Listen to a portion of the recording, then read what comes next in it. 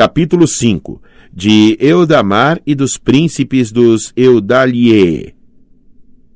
Com o tempo, as hostes de Vaniar e de Noldor chegaram ao ponto extremo oeste das praias das terras de Cá. Ao norte, esse litoral, nos tempos antigos posteriores à Batalha dos Poderes, fazia uma curva para o oeste, até que, na região do extremo norte de Arda, somente um mar estreito dividia Amã, onde Valinor havia sido construída, das terras de Cá. Mas esse mar estreito era cheio de um gelo que atritava pela violência do congelamento de Melkor. Por esse motivo, Oromeê não conduziu as multidões dos Eudaliê para o extremo norte, mas as trouxe para as belas terras próximas ao rio Sirion, que mais tarde receberam o nome de Beleriand. E dessas praias, de onde pela primeira vez os Eldar, com medo e admiração, contemplaram o mar, estendia-se um oceano, largo, escuro e profundo, entre elas e as montanhas de Amã. Ora, Ulmo, de acordo com a decisão dos Valar, chegou ao litoral da Terra-média e falou com os Eldar que ali esperavam, com os olhos fixos nas ondas escuras, e graças às suas palavras e à música que criou para eles, com suas trompas de concha, seu medo do mar foi transformado em desejo. E por esse motivo, Ulmo arrancou uma ilha que há muito estava isolada no meio do mar, distante dos dois litorais, desde a época das turbulências da queda de Iluin. E com o auxílio de seus servos, ele a moveu como se fosse uma embarcação imponente e a ancorou na baía de Balar, na qual o Sirion desaguava. E então os Vaniar e os Noldor embarcaram nessa ilha e foram arrastados oceano afora, chegando afinal às longas praias aos pés das montanhas de Amã. Entraram em Valinor e foram acolhidos em sua bem-aventurança. No entanto, o cabo oriental da ilha, que estava profundamente enraizado nos baixios ao largo das fozes do Sirion, separou-se e ficou para trás. E disse que ele se tornou a ilha de Balar, à qual posteriormente Ocee costumava vir. Já os Teleri estavam ainda na Terra-média, pois habitavam o leste de Beleriand, longe do mar, e só ouviram o chamado de Ulmo quando já era tarde demais. Muitos continuavam a procurar por Euê, seu senhor, pois sem ele não se dispunham a seguir viagem.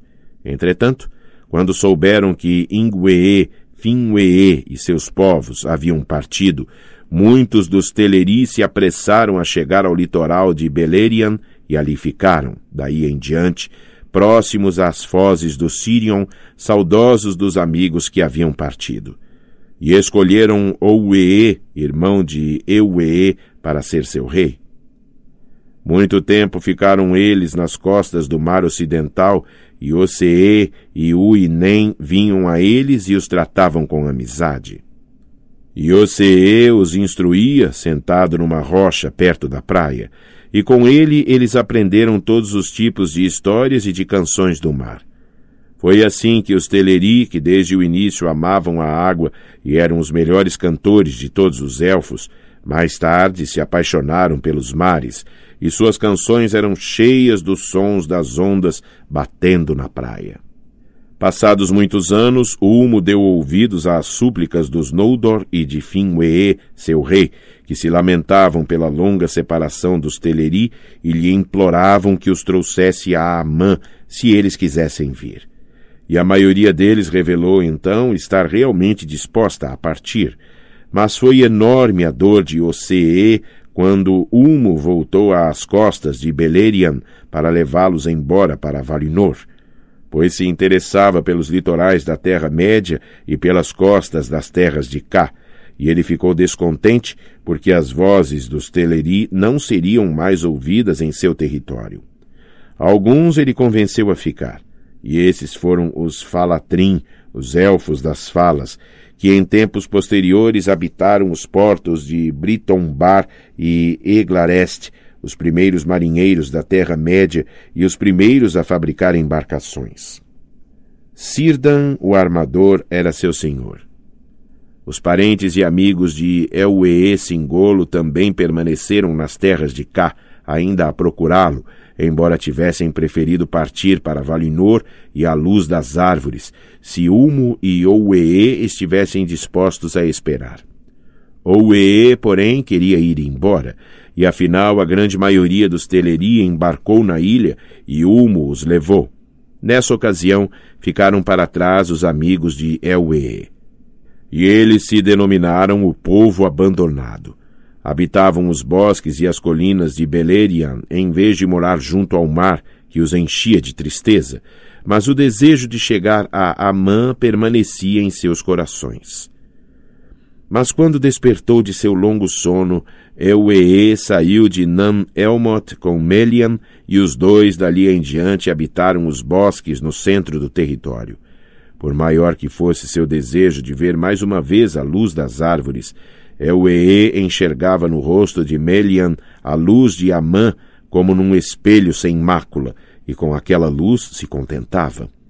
Seu povo reuniu-se ao seu redor em júbilo, cheio de admiração, pois se ele havia sido belo e majestoso, agora parecia um senhor maia, o cabelo como prata acinzentada, mais alto do que todos os filhos de Ilúvatar, e o aguardava um destino majestoso.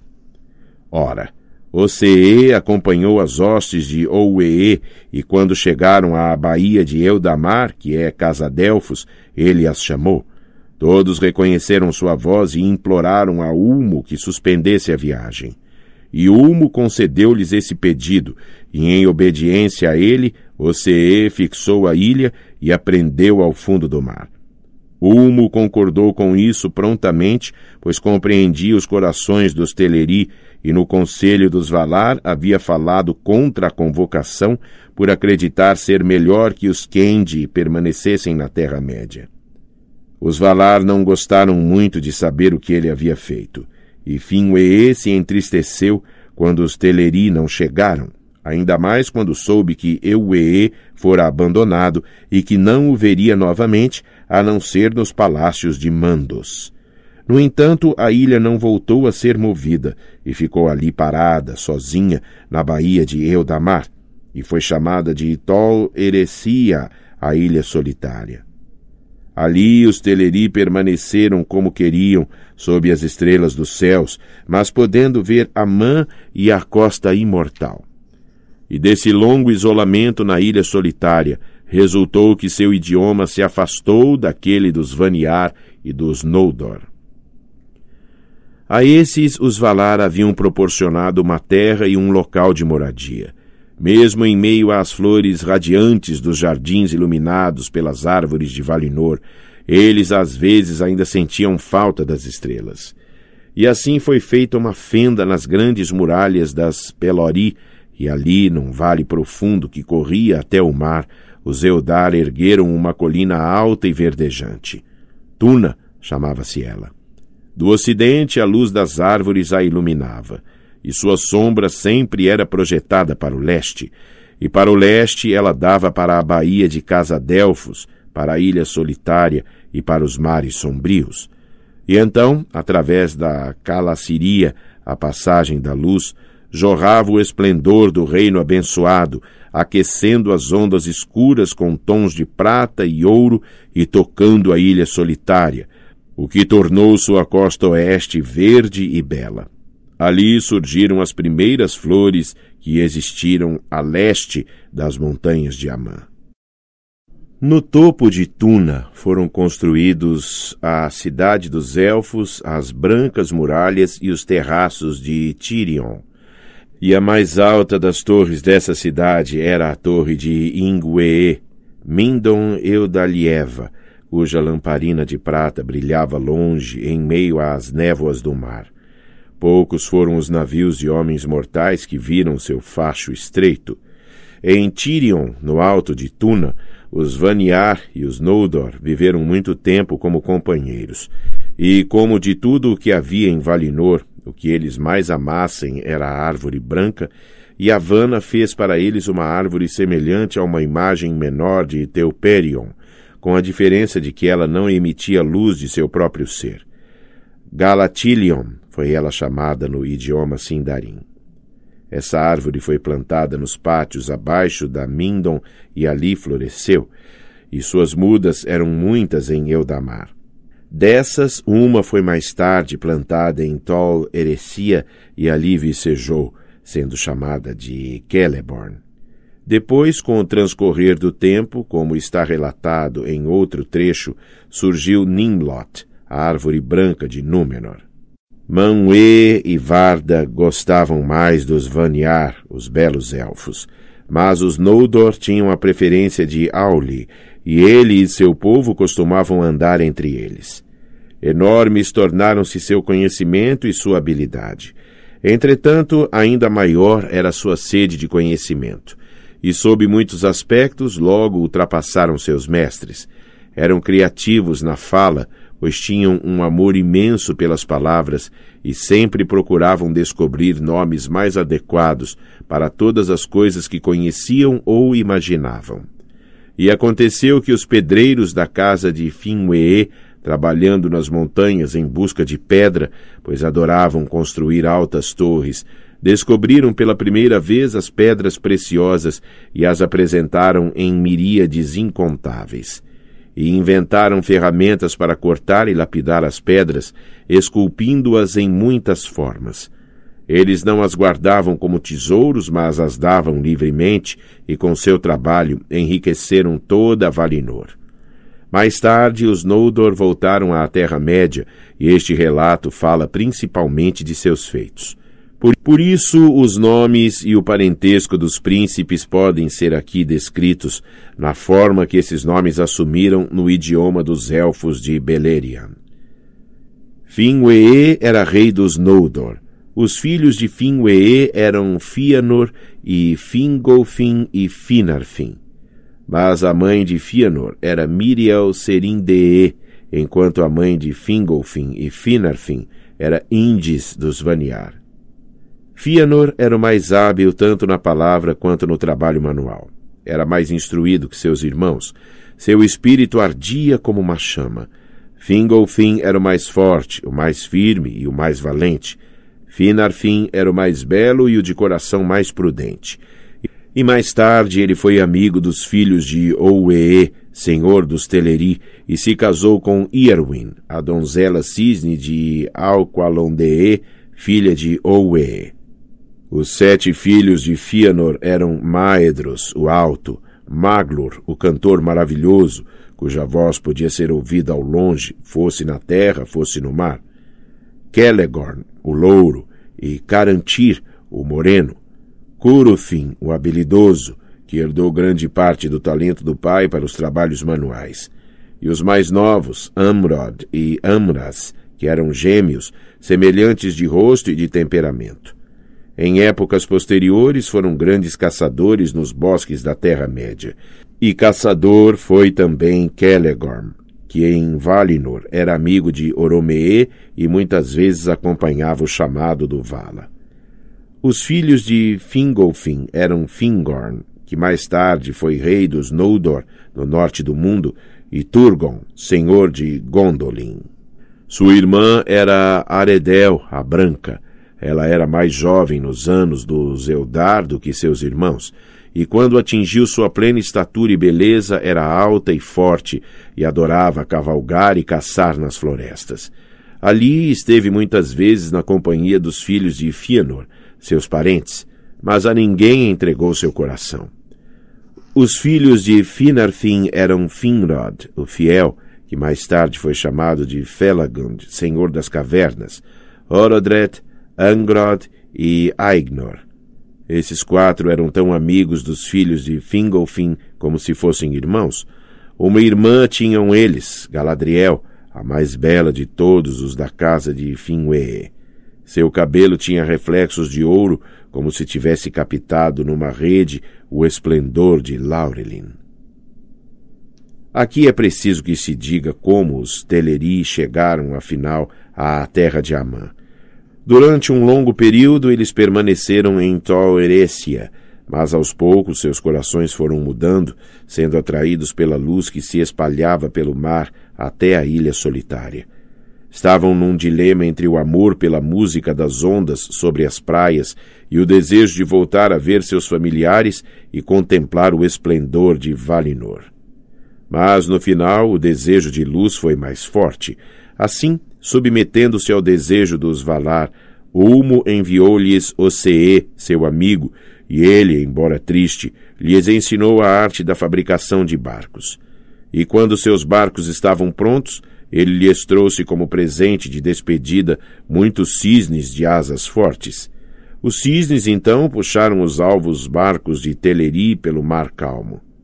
E assim, finalmente e por último, chegaram eles a Amã e às costas de Eldamar. Ali ficaram.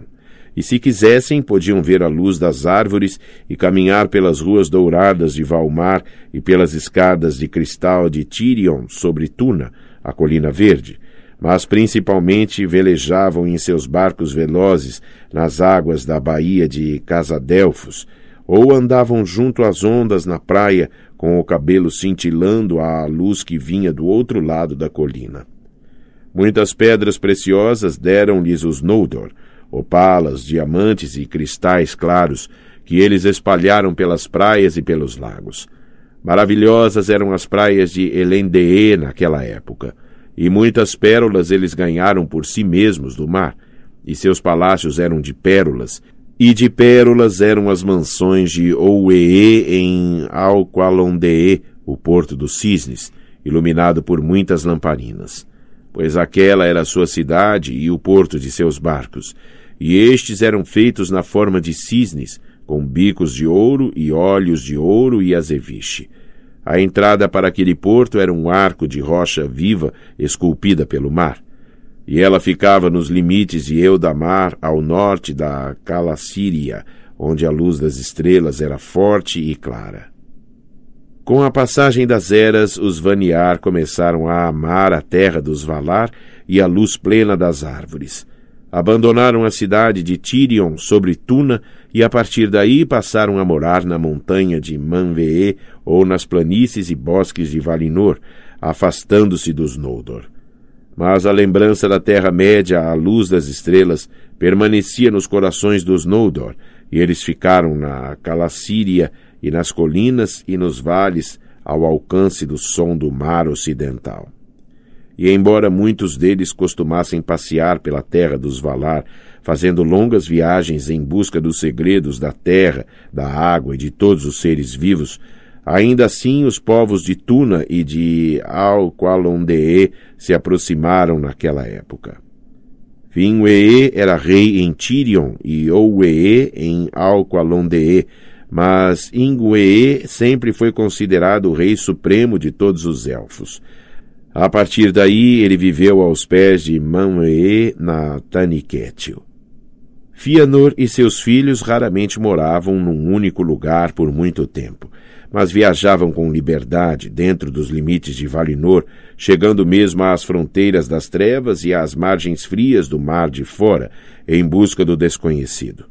Costumavam hospedar-se no palácio de Auli, mas Celegorm preferia ir para a casa de Oromee. E ali adquiriu grande conhecimento sobre aves e outros animais e aprendeu todas as suas línguas. Pois todos os seres vivos que existem ou existiram no reino de Arda, à exceção das criaturas perversas e cruéis de Melkor, viviam então na terra de Amã.